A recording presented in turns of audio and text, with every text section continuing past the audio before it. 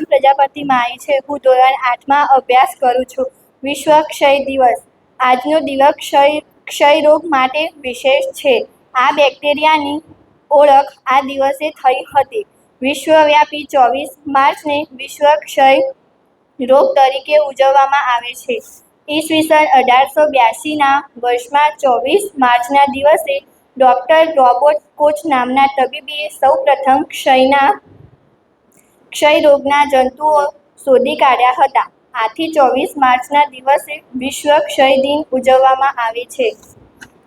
આ દિવસ ઉજવવા પાછળનો હેતુ લોકોને આ રોગથી બચાવવા માટે ક્ષયથી પીડાતા રોગીઓને શોધી કાઢી તેમને મફત સારવાર મળે તેવી વ્યવસ્થા ગોઠવવાનો છે.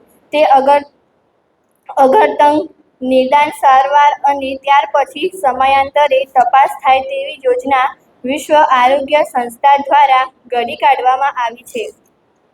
ભારત દેશ અને એમાં પણ ગુજરાત રાજ્યમાં પણ અલગ હોસ્પિટલો, મફત સારવાર તેમજ સ્વતંત્ર ક્ષય નિયંત્રણ બોર્ડ બનાવવાનું જેવા પગલાં લઈ આ રોગને કમર કસી છે. ક્ષય રોગને રાજરોગ પણ કહેવાય છે.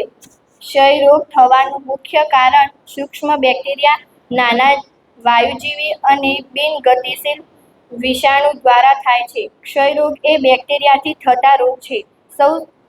સૌથી સામાન્ય ફેફસાના ક્ષય રોગ છે અને તે એક વ્યક્તિથી બીજામાં હવા દ્વારા ફેલાય છે. 2025 સુધીમાં ભારતને ક્ષય મુક્ત કરવાનો લક્ષ્યાંક વડાપ્રધાન દ્વારા નક્કી કરાયો છે. Thank you.